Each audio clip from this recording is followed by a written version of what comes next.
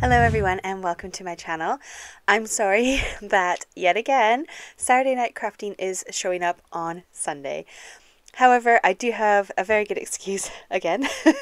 We have got a lot of build works going on. As I shared with you before we left for Canada, we have our loft being converted into some rooms, and this week on Friday they broke through the roof to put in the stairs, so it was really exciting. But I was very distracted this week with that. Had a lot of work to do in our bedroom. We had to clear like everything out of our bedroom, empty a whole closet because the closet's becoming the stairs. It was just a big hectic mess, and then there was a lot of dust when they were done cutting that roof open. But it's very exciting. We've got a skylight over the stairs, the new stairwell, and on Monday we will have stairs in our house. So I thought I'd share that with you guys. Tonight's video is all about using what you've got in your stash again. We're trying to work towards being efficient, not spending money on loads of products, but I'm going to try and teach you some techniques, and hopefully you've got something in your stash you can use for it. So getting started, I'm going to use this Catherine Pooler stamp set. I will link everything I can down below for you. However, take a look in your stash, you'll probably have something that works.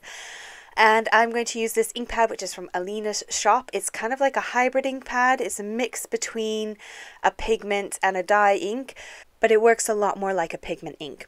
So I'm using a stamp block, and I've cut my cardstock again to kind of fit my stamp block.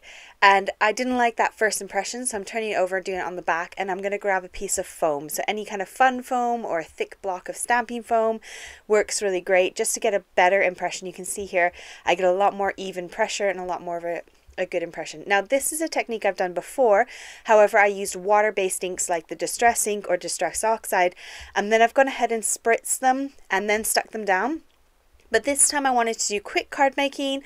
We don't want to mess, we don't want to have to wait for our cardstock to dry, and we're not using watercolor card. We're using what we've got in our stash and using up cardstock, just plain cardstock.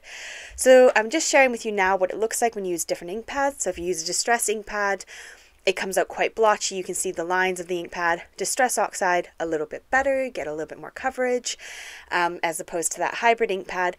And if you go ahead and use a pigment ink pad like the VersaFine Claire, you obviously get a really good coverage because they are quite a juicy, damp ink that stays wet for a longer time, so you can get more of a coverage. My idea behind this is I wanted imperfection. I don't want a perfect little background. I didn't want to have to find a background stamp to use either. I wanted to just use what I had in my stash and create a fun textured background. Now, if you can remember, and if you like my content, please do like, subscribe, share the video, comment. It makes a world of difference as a content creator. This is my full-time job, and for every one of those, that earns me a little bit of income, which is really exciting. And I so appreciate when you guys do those things. Right, for my first stamping, I'm using Memento Ink. Now, I am going to use specific inks for specific reasons, and I'll explain along the way. So we're using Memento Ink because it does not react to alcohol. So I'm going to use an alcohol pen for my first one here. And I like the alcohol pen because it is not water reactive, and you'll see why in a second. So I want to make sure I'm using a black ink that does not react to alcohol, and I want to use an alcohol pen because that does not react to water. And we're going to worry about that because of our glue that's going to come next. So I'm going to color in those petals and create my nice bold bit of color. So I wanted to use the same sort of colors, either the exact same color and then apply it thicker on the top, kind of like this one here, or I want it to go for a sort of tone on tone and just kind of add a little bit of a darker tone. Now I've got Iridescent Glitter. So one I got from the range on the left, and the little one you can pick up in a few different shops. I know Every Craft's a Bargain in the UK has it in stock right now and has it on sale. It is just a clear iridescent glitter. There's nothing to it. You can see right through it, and that's what we want to use in our project today because we want to see that beautiful color underneath the glitter. Now I've gone and got out a piece of plastic, a piece of acetate there on the left, and I've put a little blob of glue on, and I'm adding the teensiest spritz of water to it because I want to water this down a little bit, hence why we want the alcohol pen, not a water soluble pen, because we don't want the glue to react with it and get all messy. Now I'm adding a little bit of water just because my glue is so fantastic. It's really thick and it'll be difficult to spread with a paintbrush. However, if I add a tiny bit of water to it, I can make it a bit more movable. And so all I'm doing is applying some glue to my leaves with a paintbrush. If you have got a glue pen, that will work a dream. I don't have a glue pen, so I am using a paintbrush and glue, and it works just fine.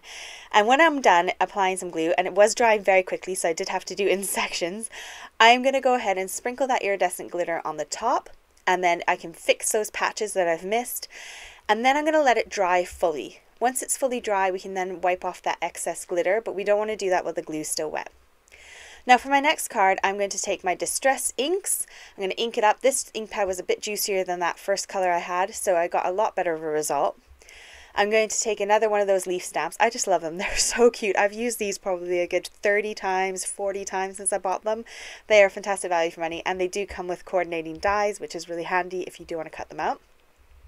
Now, because I'm using a water-soluble ink, I'm going to switch to my black ink that is not water reactive. So this is a pigment ink. It won't react with my water, so I can go ahead and do a little bit of watercoloring on top of it. So I'm taking a slightly darker shade of ink. I'm going to squidge it down onto my little piece of acetate, grab a tiny bit of a damp paintbrush, just enough that I can kind of pick up that color. I don't want to dilute this color. I don't want to water it down at all. If you've got one of these kind of pens, this is a watercolor blending pen. They work really well as well. You can just pick up that color and put it down. So I'm just picking up that color and painting it on the exact same as I would do with the glue, but I'm using the color instead.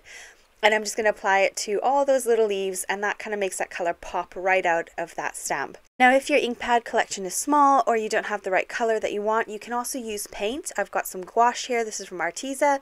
You could use acrylic paint or watercolor paint as well. And all I'm going to do there is I'm going to put a little blob again on my acetate, add a little bit of water, and I'm going to take a fan brush just because it's nice and wide, and I'm going to paint that paint lightly onto my block and stamp it down just the same as I did with the inks, and I get the very, like pretty much the exact same kind of look to it. I'm going to go ahead and stamp on my image, same as before, and then again this time I can take my paint and I'm not even going to dilute it. I'm just going to apply it straight onto those petals, and then I've got that tone on tone look, but you've got that pop of color. So a really great way to stretch your supplies, use what you've got in your stash, and use whatever colors you like. Now with these two cards, because I used water-soluble inks, water-soluble colors, I'm going to change up my glue a little bit. I've got this really tacky Tombow Glue, and it's not wet at all, it's quite tacky, and I'm going to apply that on. However, this stuff dries really quick as well, so I'm just doing half of the leaves, and then going in and adding more glue and doing the other half, and then hoping that I've done it quick enough that my glitter sticks to it. So when we're done, we've got this gorgeous glittery shine, and we can go ahead and remove that excess glitter that has kind of stuck to the back of the card. Just take a fan brush and lightly brush it off, and then you've got this gorgeous leftover shimmer. So a great way to add an accent to the top of your cards, really budget friendly, really cheap, low cost. You're using a stamp block, one of your stamps that you could color in, and some glitter that probably will last you a lifetime. So again, we've got on the left, we're using the Memento and alcohol ink, and then on the right hand side, those two, we're using more water soluble, therefore we're using a black ink that doesn't react to water, and a glue that is a bit less reactive as well. So now I'm just going to put them all together onto cards. I've got these little panels that I cut, and I cut them to be 2.5 centimeters smaller than my card base, and then that little black panel is 0.5 centimeter smaller, or 0.5 centimeter bigger than that top panel. I've got a whole big box full of sentiments that I made up probably 3 years ago, and I'm still working my way through them, and I always find something in there that works for my cards. I could just pop a quick little sentiment on there. I've already got my bling on my card with that beautiful glitter. You can offset your panels if you want to change it up, but it's a quick, easy way to make a bunch of cards and have a lovely time. I hope you enjoyed tonight with me. I look forward to seeing you on Wednesday. Have a fantastic weekend. See you soon. Bye.